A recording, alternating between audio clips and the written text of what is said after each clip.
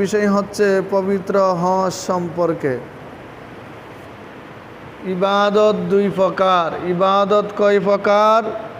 দুই প্রকার। ইবাদতে মালিকি, ইবাদতে বদনী। বদনী হচ্ছে শরীরের মাধ্যমে যেই ইবাদত করে থাকি সেটাকে বদনী ইবাদত বলে। আমরা রোজা রাখি, নামাজ পড়ি, জিকির আজকার তসবিহ তাহলিল, শরীরের মাধ্যমে যেই ইবাদত করি তাকে বদনী ইবাদত বলে।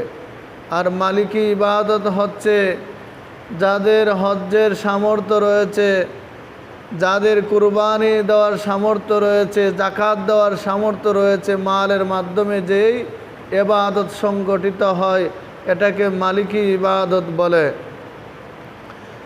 ইসলামের স্তম্ভ পাঁচটির মধ্যে অন্যতম হচ্ছে হজ।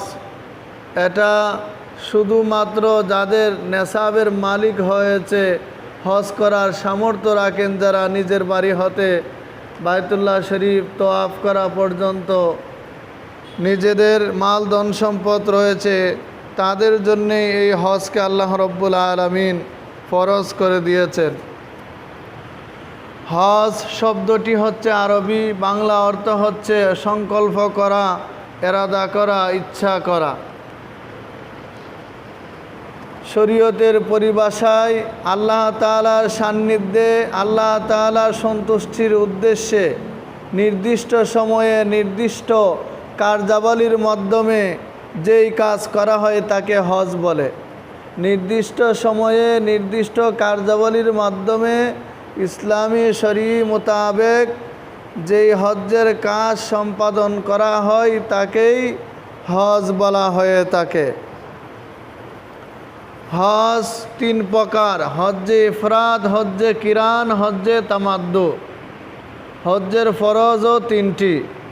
হজ্জের ফরজ হচ্ছে ইহরাম বাঁধা, নয়ে আরাফায় অবস্থান করা, আর হচ্ছে জিয়ারতে বাইতুল্লাহ শরীফ জিয়ারত করা। হজ্জের এই তিনটি ফরজ। হজ্জের ওয়াজিব হচ্ছে ৬টি। হজ এমন একটি ইবাদত যা আল্লাহ রব্বুল আলামিন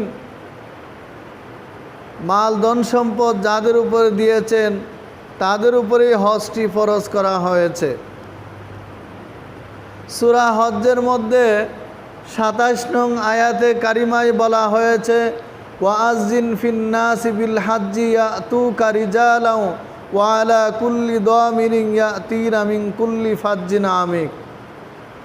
জাবালে আবু কুবায়েস পাহাড় কাবা শরীফের পাশে, সেই পাহাড়ের উপরে হজরত ইব্রাহিম আলাইহিস সালাম, ইসমাইল আলাইহিস সালাম, নূহ আলাইহিস সালামের প্লাবনের সময় কাবা শরীফের চিহ্ন ছিল না। প্রায় 2640 বছর পর্যন্ত কাবা শরীফের কোনো চিহ্ন ছিল না।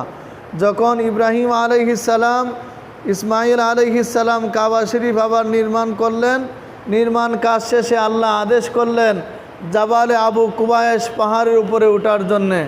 বলছেন, ওয়াজিন ফিন্নাসি বিল হাজ্জি ইয়াতুকা, হে ইব্রাহিম তুমি এই পাহাড়ের উপরে উঠা মানুষদেরকে আহ্বান করো হজে আসার জন্যে পায়ে হেঁটে। ইব্রাহিম আলাইহিস সালাম বললেন, আল্লাহ আমি যে এই পাহাড়ের উপরে উঠে মানুষদেরকে ডাক দিব এটা আশপাশের মানুষে শুনবে, বাকি তো কেউ শুনবে না। আল্লাহ বললেন, ইব্রাহিম তোমার দায়িত্ব হচ্ছে কাবার এই চত্বরের এই পাশে পাহাড়ের উপরে ওইটা ডাক দেওয়া, আর আমি আল্লাহর দায়িত্ব হচ্ছে মানুষের রুহের মধ্যে পৌঁছে দেওয়া। সুবহানাল্লাহ। এই আয়াতে কারিমা ইমাম বদরুদ্দিন আইনি বুখারী শরীফের শরহ যিনি লিখেছেন, ইমাম বদরুদ্দিন আইনি রহমতুল্লাহ আলাইহি আয়াতে কারিমার তাফসির করেছেন। এই রুহের জগতে যত আলমে আরওয়াতে মানুষ আসিল দুনিয়াতে, সবার কাছে আল্লাহ তাআলা এই শব্দটা লাব্বাইক আল্লাহুম্মা লাব্বাইক শব্দটা যে যতবার বলেছে, মানে যখন ইব্রাহিম আলাইহিস সালাম এই পাহাড়ের উপরে উঠে যখন হজ্জের এলান দিয়েছেন আসার জন্যে, তখন যারা যতবার বলছে রুহের জগতেও লাব্বাইক আল্লাহুম্মা লাব্বাইক এই কথাটা যারা যতবার বলছে সে ততবার হজ করার সৌভাগ্য রাখবে। সুবহানাল্লাহ। ওয়াজ্জিন ফিন নাসি বিল হাজ্জি ইয়াতুকা রিজালাও ওয়া আলা কুল্লি দামিরিন ইয়াতিনা মিন কুল্লি ফাজ্জিন আমিক। আল্লাহ বলছেন ইব্রাহিম, কেউ পায়ে হেঁটে আসবে, কেউ ঘোড়ায় আসবে, কেউ উটে চড়ে আসবে, এই কাবা শরীফ তোমার সামনেই আসবে, তোমার কাছে আসবে, দেখবা তারা এই কাবা শরীফ তওয়াফ করতে আসবে। সুবহানাল্লাহ।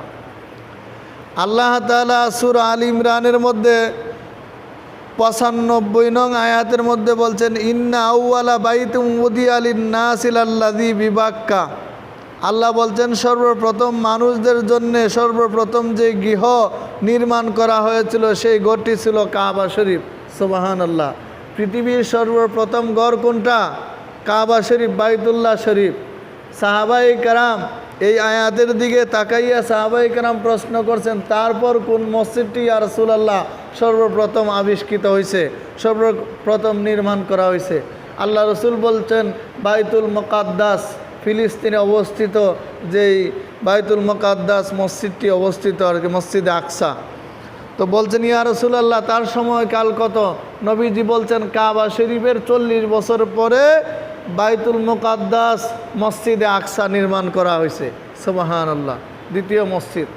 তারপরে সাহাবায়ে কেরাম প্রশ্ন করলেন ইয়া রাসূলুল্লাহ যে তারপরে কোন মসজিদ? নবীজি বললেন তারপরে পুরা পৃথিবীটাই আল্লাহ মসজিদ বানাইয়া দিয়েছেন। সুবহানাল্লাহ। যেখানে তোমরা ওয়াক্ত হবে নামাজ পড়বে সেটাই, এই স্থানটাই তোমাদের জন্য মসজিদ। সুবহানাল্লাহ। মুবারাকা, আল্লাহ বলছেন এই ঘরটা হচ্ছে বরকতপূর্ণ। ওয়াহুদাল লিল আলামিন, ওই সমস্ত লোকদের জন্যে যারা আল্লাহর প্রতি বিশ্বাস স্থাপন করে, ওই সকল লোকদের জন্যে হেদায়ত, সমস্ত মানুষের জন্যে হেদায়ত প্রাপ্ত ঘর, বরকতপূর্ণ প্রাপ্ত ঘর, যারা আল্লাহ তাআলার এই নিদর্শনকে বিশ্বাস স্থাপন করে। ফিহি আয়াতুম বাইয়িনাতুম মাকামু ইব্রাহিম। আল্লাহ বলতেছেন কাবা শরীফের পাশে আরেকটা নিদর্শন হচ্ছে মাকামে ইব্রাহিম। সুবহানাল্লাহ।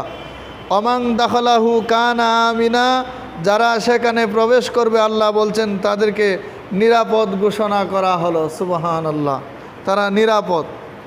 এই মাকামে ইব্রাহিম কেন এত সম্মানিত? আমরা অবশ্যই জানতে পারি বিষয়টা। মাকামে ইব্রাহিম এত দামি, আরও তো পাথর পৃথিবীতে আছে এরকম দামি, কিন্তু উল্লেখযোগ্যভাবে কেন দামি এত? কাবা শরীফের কাজ যখন নির্মাণ শেষ, ইব্রাহিম আলাইহিস সালাম ইসমাইল আলাইহিস সালামকে নিয়ে এই ইব্রাহিম আলাইহিস সালাম এই পাথরটার উপরে দাঁড়াইছেন। এই পাথরটা দিয়ে লিফটের মতো কাজ করছেন, কিন্তু পাথরটা দাগ বয় নাই। যখন নবীজির জন্য দোয়া করছেন রব্বানা ওয়াবআস ফীহিম রাসূলাম মিনহুম ইয়াতলু আলাইহিম আয়াতিকা ওয়া ইউআল্লিমুহুমুল কিতাবা ওয়াল হিকমাতা ওয়া ইউযাক্কিহিম, যখন দোয়া করছেন আল্লাহ আমার ছেলে ইসমাইলের বংশে এমন একজন নবী পাঠাও যিনি কোরআন তেলাওয়াত করবে, কোরআন শিক্ষা দিবে, কোরআন পাঠ করবে, যিনি হিকমত প্রজ্ঞা শিক্ষা দিবে মানুষদেরকে। হিকমা ওয়াইজাক্কি মানে তাসকিয়া, তাসকিয়া নফস, যেই নবী শিক্ষা দিবে এমন একজন রসুল পাঠা মানে মুহাম্মদ সাল্লাল্লাহু আলাইহি সাল্লামের কথা।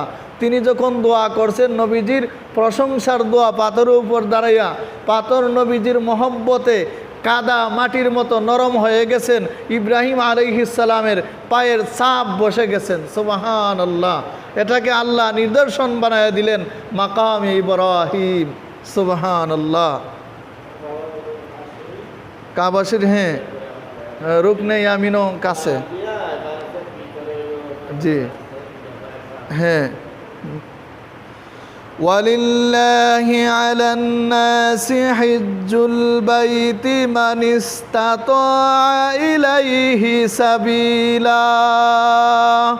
আল্লাহ রাব্বুল আলামিন কোরআনের মধ্যে ঘোষণা করেছেন যাদের সামর্থ্য আছে নিজের ঘর হতে বাইতুল্লাহ শরীফ পর্যন্ত তোয়াফ করা, বাইতুল্লাহ শরীফ পর্যন্ত তোয়াফ করা যাদের সামর্থ্য আছে তাদের উপরে এই হজকে ফরজ করা হয়েছে।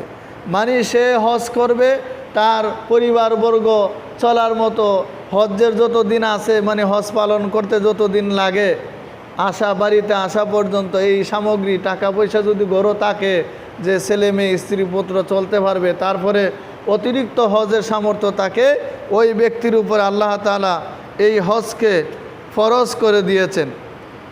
ওয়ামান কাফারা ফাইন্নাল্লাহা গানিয়্যুন আনিল আলামিন। কিন্তু যারা অস্বীকার করবে, হজ করবে না সামর্থ্য থাকা সত্ত্বেও, তাদের উপরে অভিসম্পাত করেছেন। আল্লাহ রসুল এমন কি বলছেন, ওয়ালাম ইয়াহুজ্জা ফালা আলাইহি আইয়ামুতা ইয়াহুদিয়া ওয়ালা নাসরানিয়া।